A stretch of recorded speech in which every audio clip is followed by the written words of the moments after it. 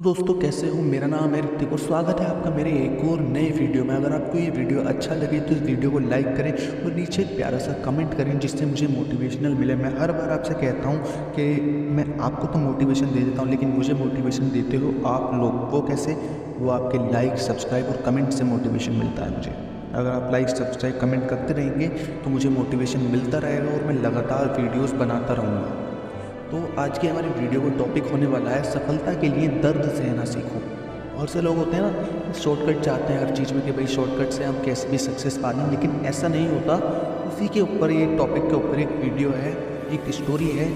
मैं आपको वो स्टोरी सुनाने वाला हूँ। सो दोस्तों, ऐसा होता है कई बार लोग जीवन में जब काम करना शुरू करते हैं तो उन्हें बहुत ज़्यादा तकलीफ होती है, बहुत ज़्यादा मेहनत करनी पड़ती है और ये बात उनसे बर्दाश्त नहीं हो पाती। उनका शरीर जवाब दे देता है। वो उस काम को छोड़कर किसी दूसरी टेक्निक में सफल होना चाहते हैं, किसी और दूसरे फील्ड में प्रयास करते हैं। लेकिन याद रखिएगा, इस प्रकार से कोई भी व्यक्ति जीवन में सफल नहीं हो पाता है। याद रखिएगा कि सफलता का मार्ग मेहनत, दर्द और तकलीफ से होकर गुजरेगा और ये आपको सहना पड़ेगा और इसके लिए आपको हमेशा तैयार रहने की ज़रूरत है। तो चलिए इस बात को एक कहानी के माध्यम से समझते हैं। कहानी सुनाता हूँ आपको जिसमें सफलता की अहमियत बताई गई है। एक बार एक मूर्तिकार अपनी छीनी और हथौड़ी से पत्थर को भगवान की मूर्ति का आकार देने का प्रयास कर रहा था। जैसे ही छीनी और हथौड़ा चलाता वह पत्थर चिल्लाने लगता और कहने लगता कि ये क्या कर रहे हो, मुझे तुम क्यों मार रहे हो, मुझे बहुत दुख हो रहा है, बहुत तकलीफ हो रही है, बहुत पीड़ा हो रही है, मुझे अपने हार पर छोड़ दो और यहाँ से चले जाओ। मूर्तिकार ने उस पत्थर से कहा, मुझे बहुत अच्छे से पता है कि तुम्हें बहुत ज़्यादा दर्द हो रहा है, तकलीफ हो रही है और तुम बहुत ही ज़्यादा पीड़ा में हो, लेकिन आज तुमने अगर ये दर्द सहन कर लिया, इस तकलीफ़ को नहीं सहा, तो तुम जीवन भर इसी प्रकार से पड़े रहोगे। मुझे पता है कि तुम में आगे बढ़ने की अपार संभावना है। तुम एक बहुत अच्छे पत्थर हो, लेकिन यदि तुम इसी प्रकार से सहोगे तो कभी ना आगे बढ़ पाओगे और ना ही कुछ कर पाओगे। इतना कहकर मूर्तिकार ने अपने औजार उठाए और फिर से पत्थर को पीटने लगा और पत्थर चिल्लाने लगा, गिड़गिड़ाने लगा, विनती करने लगा, मुझे मेरे हाल पर छोड़ दो। पता है कि जीवन में कौन सी चीज़ सही है और कौन सी चीज़ गलत है। मुझे बहुत ज़्यादा दर्द हो रहा है, अब मैं इस तकलीफ़ को बहुत ज़्यादा सहन नहीं कर सकता। जिस हाल में हूँ मुझे उसी हाल में छोड़ दो, मुझे तुम यहाँ छोड़कर चले जाओ। उस मूर्तिकार ने फिर से पत्थर को समझाने की कोशिश की, अधीर मत बनो और अपने सब्र को बनाए रखो, थोड़ी देर और इस दर्द को सहो।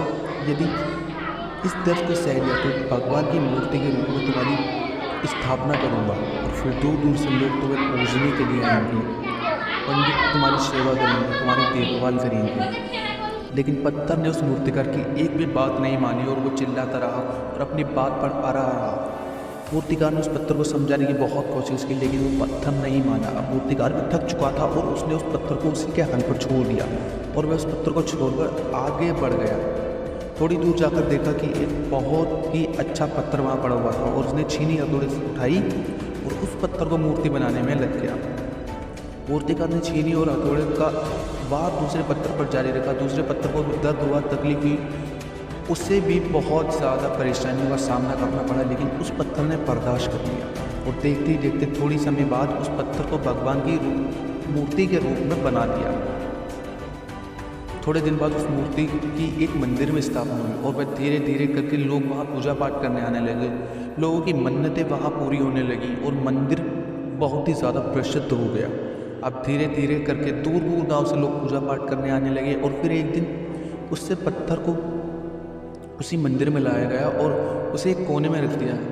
अब लोग आते और उस पर नारियल फोड़ते रहे। ये कोई पत्थर नहीं बल्कि पत्थर था जिसने दर्द नहीं सहा। ये वही पत्थर था जिसने दर्द नहीं सहा था। शुरू में आपको बताया मैंने स्टोरी में कि उसने कहा, चिल्लाता था कि वो मुझे छोड़ दो छोड़ दो। वो वही पत्थर था जिसे मूर्तिकार ने छोड़ दिया था।